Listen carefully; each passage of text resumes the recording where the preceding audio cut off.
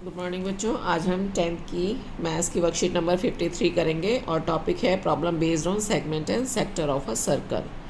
तो बेटा इससे लास्ट वर्कशीट में भी आपने ये सब चीज़ें की थी कि what is sector, what is area, what is segment and what is it's area.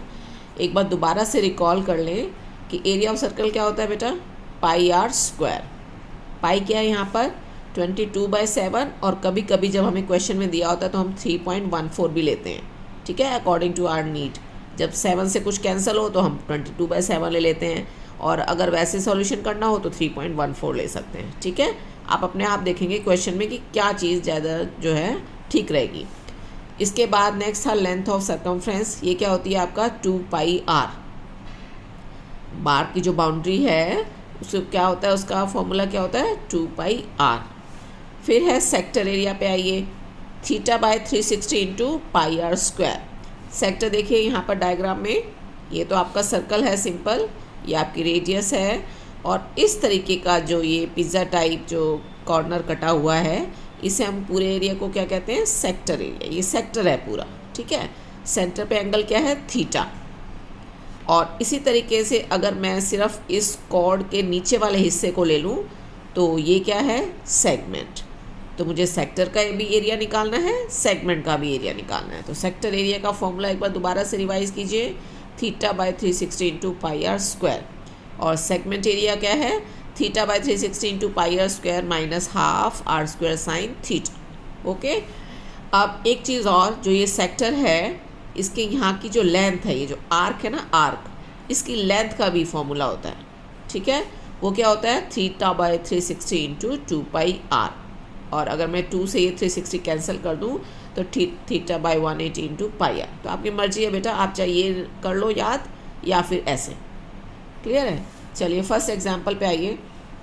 First example क्या है कि ABCD is a trapezium with AB parallel DC, और AB आपको गिवन है 18 और DC कितना 32, ठीक है। और फिर क्या दिया हुआ, distance between AB and DC 14। If arcs of equal radii 7 cm with centers A, B, C and D have been drawn, then find the area of the shaded region। तो बेटा देखिए आपको जो है एक ट्रेपीजियम दिया हुआ है, और ट्रेपीजियम क्या होता है, ट्रेपीजियम की क्वालिटी क्या होती है कि इसमें एक जो पेयर होता है साइड्स का वो पैरेलल होता है। तो AB और DC जो है ये पैरेलल दी हुई हैं, और आपको इसकी लेंथ भी दे रखी है। AB कितना दे रखा है 18 सेंटीमीटर, और DC कितना दे रखा है 32 सेंटीमीटर। और इसके बीच की जो डिस्टेंस क्यों दे रखा है, क्योंकि देखिए फॉर्मूले में, ट्रेपीजियम के फॉर्मूले में होता है ये एरिया कैसे निकालते हैं, half into sum of parallel side into distance between the parallel side, इसीलिए आपको ये गिवन है। क्लियर। चलिए अब मुझे क्या करना है, देखो ट्रेपीजियम का पूरा एरिया निकाल लूँ मैं, फॉर्मूला आता है मुझे, है ना। और ये जो 4 कॉर्नर्स है ना, ये कॉर्डर्ड तो नहीं है पर ये एक पूरे सर्कल के 4 कॉर्नर हैं। क्यों, क्योंकि ये जो क्वाड्रिलेटरल है इसके चारों जो एंगल्स का सम होता है वो कितना होता है 360, है ना। दैट मीन्स ये पूरे, अगर मैं एंगल ABCD मिला दूँ तो क्या बनेगा, ये 360 का बन जाएगा पूरा। तो ये क्या बन गया, पूरा सर्कल बन गया। दैट मीन्स इन चारों का एरिया क्या है, एक सर्कल के इक्वल। अब आपको इतना डिटेल लिखने की कोई ज़रूरत नहीं है, आप क्या करो डायरेक्टली सर्कल का एरिया निकालो, है ना, और फिर ट्रेपीजियम का एरिया निकालो, और ट्रेपीजियम के एरिया में से सर्कल का एरिया माइनस कर दो। तो एरिया ऑफ ट्रेपीजियम लिखना है हमें क्या, half into sum of parallel side into distance between the parallel side, which is all given, है ना। AB कितना 18, CD 32, और डिस्टेंस कितना है 14। बस आप इसको कैंसिल कर दीजिए, ये क्या आया 2 7 जा 14, यहाँ पर यूनिट भी लिख लीजिए। इसके बाद 18 और 32 ये हो गया आपका 50, है ना, और 50 इंटू 7, तो ये हो गया आपका 350 सेंटीमीटर स्क्वायर। ओके। अब एरिया ऑफ 4 सेक्टर डायरेक्टली लिखिए आप पाई आर स्क्वायर, है ना, क्योंकि पूरा सर्कल बन रहा है तो उसका एरिया क्या पाई आर स्क्वायर, और रेडियस आपको गिवन है 7। तो 22/7, देखिए बेटा मैंने यहाँ पर 22/7 लिया पाई को, क्यों, क्योंकि मुझे पता है रेडियस 7 है तो इससे कैंसिल हो जाएगा, इजी हो जाएगा, है ना। 3.14 लेने का कोई फ़ायदा नहीं था यहाँ। तो 7 से 7 कैंसिल हो गया, और इसको मल्टीप्लाई कीजिए आप, 7 2 ज़ा 14 एंड 7 2 ज़ा 14 एंड 154 सेंटीमीटर स्क्वायर। और अब आपका क्या लिखना है, एरिया ऑफ शेडेड रीजन। ठीक है, ये आपका क्या हो गया, सर्कल के एरिया में से ये घटाना है आपको। ये पूरा कुछ लिखने की ज़रूरत नहीं, किस में से क्या घटाना है, डायरेक्टली ऐसे लिख दो 350 माइनस 154 हो गया। बस लेस करो इसको, कितना आया बेटा ये 196 सेंटीमीटर स्क्वायर। ओके, चलिए अब आइए आप क्वेश्चन नंबर 1 पे। क्वेश्चन नंबर 1 जो है, a square OPQR is inscribed in a quadrant OAQB if the radius of the circle is 6 बेटा आपको 62 दिखा हुआ है वर्कशीट में, ये एक्चुअली 6√2 है। ठीक है, क्योंकि ये बुक का क्वेश्चन है और उसमें 6√2 दिया हुआ है। और वैसे भी अगर 62 सेंटीमीटर इतनी बड़ी तो रेडियस नहीं देते हैं, 6.2 होता या तो पहले मैंने उसी से किया था ये क्वेश्चन, पर बाद में देखा तो ये 6√2 सेंटीमीटर है। ठीक है, और आपको इसका रीजन का एरिया कौन से वाले का, ये शेडेड पोर्शन जो है, तो क्वाड्रेंट का एरिया आप इजीली निकाल सकते हो। हाँ बेटा, एक तो ये और आपको क्या दे रखा है कि ये स्क्वायर है, ये स्क्वायर है इंस्क्राइब, तो आपको पता है कि इसके तो सारे कॉर्नर्स के एंगल कैसे होते हैं, 90 डिग्री होते हैं। तो ये क्वाड्रेंट पे, क्वाड्रेंट का मतलब ही क्या होता है कि सर्कल का 1/4 है ना, क्वाड्रेंट का मतलब यही है। तो फिर हमें इसमें एंगल की कोई ज़रूरत नहीं है। अगर पूछे मुझे इसका 1/4 का एरिया निकालना है तो क्या होगा, 1/4 पाई आर स्क्वायर। ठीक है, तो एरिया ऑफ क्वाड्रेंट लिख दिया मैंने 1/4 पाई आर स्क्वायर। पाई की वैल्यू पुट कीजिए और आर की क्या 6√2, और इसको सॉल्व करके आपका आ गया 56.52 सेंटीमीटर स्क्वायर। बेटा यूनिट लगाना नहीं भूलना है। ओके, चलिए उसके बाद एरिया ऑफ स्क्वायर निकालना है मुझे। तो एरिया ऑफ स्क्वायर के लिए तो साइड चाहिए होती है ना, और वो गिवन नहीं है। गिवन क्या है, रेडियस गिवन है। अब रेडियस देखिए कौन सी है, ये पूरी लाइन रेडियस है ना, ये रेडियस है। तो इसका मतलब रेडियस तो कोई भी मैं सेंटर को अगर सरकमफ्रेंस से टच करूँ तो ये भी रेडियस है ना, ये भी आपको 6√2 गिवन है। दैट मीन्स 6√2, यानी ये क्या हो गया, ये जो रेडियस है क्वाड्रेंट की वो इस स्क्वायर का क्या है, डायगनल है। ठीक है, इसका डायगनल है। तो ये आपका राइट एंगल ट्राइंगल में अगर आप लगाएं कि base square plus perpendicular square is equal to hypotenuse square, तो यहाँ से आपकी दोनों साइड जो कि सेम है, स्क्वायर की साइड सेम होती है, तो ये निकल सकती है। या तो आप ऐसे लगाइए कि a square plus a square is equal to this 6√2 square, है ना, वहाँ से भी आ जाएगा आपका a की वैल्यू। और नहीं तो आप डायरेक्टली लगा सकते हैं कि डायगनल जो है वो क्या होता है, √2 इंटू साइड। ठीक है, वो भी लगा सकते हो कि diagonal is equal to √2 into side, ये होता है स्क्वायर में। तो डायगनल कितना गिवन है, 6√2, और √2 इंटू साइड, साइड जो है आपको निकालनी है ना। साइड के लिए आप साइड भी लिख सकते हो, ए भी लिख सकते हो। यहाँ से कैंसिल हो गया तो साइड कितनी आ गई, 6 आ गई। साइड क्या आ गई, 6 सेंटीमीटर। अब आप जो है एरिया ऑफ स्क्वायर निकाल लीजिए, side square that is 6 square that is 36। और अब एरिया ऑफ शेडेड पोर्शन क्या होगा, एरिया ऑफ क्वाड्रेंट में से एरिया ऑफ स्क्वायर माइनस कर दो, तो 56 माइनस 52 में से 36 माइनस करके आ गया आपका 20.52। ओके बेटा, ठीक है, आपको बहुत एक्सप्लेन करके लिखने की ज़रूरत नहीं होती ज़्यादा। आप सीधा डायरेक्टली जो है रेडियस जो गिवन है वो लिख दीजिए, थीटा जो गिवन है वो लिख दीजिए बस। और उसके बाद जो आपको शेडेड पोर्शन का एरिया है, आप चाहो तो डायरेक्टली यहाँ पर भी लिख सकते हो। साइड में ज़रा सा सॉल्व कर दो और यहाँ पर लिख दो। इसके अलग अलग पार्ट्स करने के कोई अलग अलग मार्क्स नहीं होते हैं।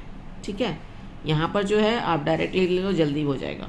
चलिए उसके बाद आइए आप सेकेंड क्वेश्चन पे। Find the area of the shaded region in figure where arcs drawn with centre A B C and D intersect in pairs of mid point. तो क्या है यहाँ पर कि एक जो है इसका आपको शेडेड पोर्शन का एरिया निकालना है। ठीक है, और आपको ये मिड पॉइंट दिए हुए हैं सारे, और इस स्क्वायर की साइड कितनी दे रखी है, 12 सेंटीमीटर। अब जब ये मिड पॉइंट है तो दैट मीन्स ये 12 का ये क्या हो गया, 6 हो गया। तो दैट मीन्स ये जो क्वाड्रेंट है इसकी रेडियस कितनी है, 6 है। तो एरिया तो आप इजली निकाल सकते हो, है ना। आप चाहो तो अलग अलग चारों का निकालो, है ना, पर 4 का हम लिखें फिर सॉल्व करके ऐड करें तो कितना मुश्किल है। आप क्या करो, डायरेक्ट जो है चारों का क्या मिलके बन गया, एक सर्कल। ठीक है, तो एरिया ऑफ 4 क्वाड्रेंट्स लिख दो आप सीधा पाई आर स्क्वायर। क्लियर। और पाई आर स्क्वायर की वैल्यू आपकी पुट करके आ गई है, कितना आ गया 113.04। बेटा कैलकुलेशन में ध्यान रखना है आपने, ठीक है। जैसे अब यहाँ पर था देखो 22/7 लेने की ज़रूरत नहीं है, इसकी जगह मैं क्या ले लूँ 3.14 ले लूँ तो ज़्यादा इजी होगा, है ना। क्यों? क्योंकि भाई 7 से तो कुछ कटना नहीं है इधर, तो सीधा सीधा 6 को 6 से मल्टीप्लाई करो 36 और 3.14 से मल्टीप्लाई करो तो आपका आ गया 113.04। क्लियर है बच्चे? चलिए उसके बाद एरिया ऑफ स्क्वायर ABCD क्या होता है, साइड स्क्वायर। साइड तो आपको दे रखी थी 12, हाँ, तो 12 स्क्वायर। ये बेटा स्क्वायर जो हैं याद करने हैं सबको अच्छे से। 12 स्क्वायर क्या है, 13 स्क्वायर, 14 स्क्वायर, 15 स्क्वायर, ये बार बार आता है इसमें क्वेश्चंस में, है ना। अब आप मल्टीप्लाई करो कितना टाइम लगाओगे, तो आपको जो है स्क्वायर बिल्कुल याद करके रखने हैं। चलिए उसके बाद एरिया ऑफ शेडेड रीजन क्या निकालना है हमने, स्क्वायर के एरिया में से ये एरिया ऑफ 4 क्वाड्रेंट जो है वो माइनस कर दो। क्लियर? और ये आ गया आपका 30.96 सेंटीमीटर स्क्वायर। चलिए अभी इस लास्ट क्वेश्चन पे आइए। इन फिगर आपको दिया हुआ बेटा, फिगर देखो आप, शोना सेक्टर OAP। सेक्टर देखिए OAP गिवन है। सेंट्रल एंगल क्या है, theta. AB is perpendicular to the radius OA। ये देखिए AB जो है ये OA पर क्या है, परपेंडिकुलर है, यहाँ पर ये 90 डिग्री का एंगल बन रहा है। तो आपको पता चल गया कि ये ट्राइंगल जो है कैसा है, राइट एंगल ट्राइंगल है। उसके बाद क्या, prove that the perimeter of shaded region is this. अब ये देखने में ऐसा बड़ा लंबा चौड़ा सा लग रहा है कि भाई ये तो बहुत ही मुश्किल होगा, पर बहुत ही ईजी है बेटा। करना क्या है, आप इस चीज़ पर ध्यान दीजिए, prove that the perimeter of shaded region. तो हो सकता है आपको ये दिया भी ना होता कि आपको ये निकालना है, कह देते find the perimeter of shaded region. अब पेरीमीटर क्या होता है, शेडेड रीजन का पेरीमीटर का मतलब जो भी शेडेड रीजन है उसकी बाउंड्री पे आइए आप, क्या क्या है उसकी बाउंड्री। ये देखो एक हो गया AB, है ना, AB ये बाउंड्री हो गई। फिर ये बाउंड्री है PB, अब PB बाउंड्री है, और दूसरी क्या बाउंड्री है, ये चीज़ क्या है, ये इस सेक्टर की आर्क है ना। तो अब हमारे पास फॉर्मूला है ये आर्क लेंथ का। क्लियर? तो उससे हम ये लेंथ निकाल लेंगे। AB ये निकालना है मुझे और ये PB निकालना है। इसके लिए मैं ये राइट एंगल ट्राइंगल में ट्रिग्नोमेट्री का यूज़ करूँगी, है ना। जब हमें राइट एंगल ट्राइंगल दे रखा है और हमें एक साइड गिवन होती है, एंगल गिवन होता है, तो हम निकाल सकते हैं ना दूसरी साइड। तो वही यूज़ करके मैं जो है ये वाली साइड निकाल लूँगी। बस इन सबको तीनों को ऐड कर दूँगी तो आ जाएगा पेरीमीटर, और फिर हम उसको इस फॉर्म में तो अपने आप कर लेंगे, है ना। इतना मैनिपुलेशन हम कर लेते हैं, देखेंगे क्या आता है। चलिए देखें, लेंथ ऑफ आर्क AP क्या फॉर्मूला, θ/360 इंटू 2πr। ओके, और काट दीजिए इसको, θ/180 इंटू πr।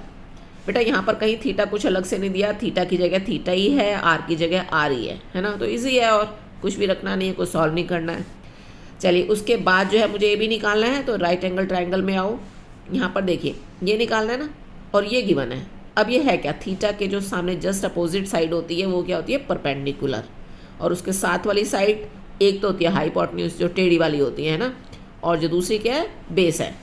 तो परपेंडिकुलर अपॉन बेस होता है ना tan थीटा, हमने लिख दिया tan theta is equal to perpendicular upon base. Perpendicular क्या है AB, और बेस क्या है आपका R। क्लियर? तो यहाँ से आप जो है AB निकाल सकते हो। क्या करें, R को इधर ले जाओ। तो AB क्या हो गया आपका, दैट मीन्स AB क्या हो गया, R tan थीटा। ओके, चलिए उसके बाद अब आपको निकालनी PB निकालनी है। पर बेटा जब पूरा राइट एंगल ट्राइंगल है तो भाई पूरी साइड निकलेगी ट्रिग्नोमेट्री के हिसाब से, तो है ना। फिर बाद में हम कर लेंगे माइनस इसको। तो पूरी साइड में OB निकालूं, तो ये क्या है, हाइपोटेन्यूज, और ये क्या है, बेस। अब बेस अपॉन हाइपोटेन्यूज क्या होता है, कॉस थीटा। तो मैंने डायरेक्टली लिख दिया कि cos theta is equal to base upon hypotenuse. Base क्या है मेरा R, और हाइपोटेन्यूज पूरा क्या, OB, है ना। PB अभी नहीं लूँगी, OB है ये पूरा का पूरा बेस। तो OB लिया मैंने। अब देखिए OB इधर ले गई मैं, तो ये क्या हो गया, कॉस थीटा नीचे आ गया, R/cos थीटा। अब इसका क्या हुआ, ये नीचे जब है cos थीटा, दैट मीन्स ये क्या है, 1/cos थीटा। 1/cos थीटा क्या होता है, क्या कराया था बेटा, sec थीटा। तो R इंटू sec थीटा हो गया ये। ओके, अब हमारे पास OB है, अब मुझे चाहिए क्या, सिर्फ PB। क्लियर?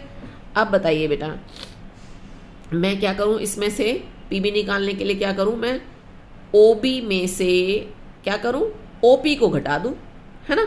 अब OP क्या है, OP तो रेडियस है ना। ये आर थी, तो ये भी रेडियस है, ये आर है। दैट मीन्स मुझे क्या निकालना है, पी बी निकालना है। Now what is P B? P B is equal to O B minus O P. O B आ गया था मेरा अभी आर सेक थीटा ऊपर से, ठीक है, R sec theta, R sec theta में से मैंने ओ पी घटा दिया, यानी आर घटा दिया। क्लियर है? तो ये R sec theta minus R है। मैं चाहूँ तो इसको -1 करके लिख सकती हूँ, आर बाहर निकालती हूँ। चलो अभी इसको यहीं रहने दो, ठीक है। चलिए अब मुझे पेरीमीटर में जो जो ऐड करना है, तीनों चीज़ें मैं निकाल चुकी हूँ। एक तो देखो मैं आर्क निकाल चुकी, एक मैं निकाल चुकी क्या, ए बी, है ना, और तीसरी चीज़ क्या, पी बी। अब तीनों को ऐड कर दूँगी बस। तो रिक्वायर्ड जो पेरीमीटर है, आप रिक्वायर्ड पेरीमीटर क्या है, required perimeter what is this, एक तो A B plus P B plus ये एल, आर्क लेंथ, है ना, आर्क लेंथ। ओके, अब ए बी क्या, R tan theta, P B क्या, पी बी की जगह ये पूरा लिख दूँ मैं, R sec theta minus R, और आर्क लेंथ क्या है, plus theta by 180 into pi R. Okay, अब देखिए ये बिल्कुल नियर है जो हमें प्रूव करना था। इसमें से जो प्रूव करना था उसमें आर देखिए बाहर दे रखा है ना, ये क्या करना था, prove R into this. That means ये सब में देखो आर है, बाहर निकाल दो इसको, सबको कॉमन लो इसको, आर को, अंदर क्या बच गया, टेन थीटा, ये सेक थीटा, ये -1, आर निकल गया ना, ये -1 बच गया, यहाँ से आर निकल गया तो क्या बन गया, ये थीटा बाई 180 पाई। ओके, अब बस और क्या, और बन गया आपका इस तरीके से। बस ये थोड़ा आगे पीछे, -1 को पीछे लिखा हुआ तो पीछे लिख दो, नहीं तो यहाँ भी छोड़ दो, कोई बात नहीं। Tan theta plus sec theta plus pi theta by 180 -1, ठीक है, हैंस प्रूव्ड।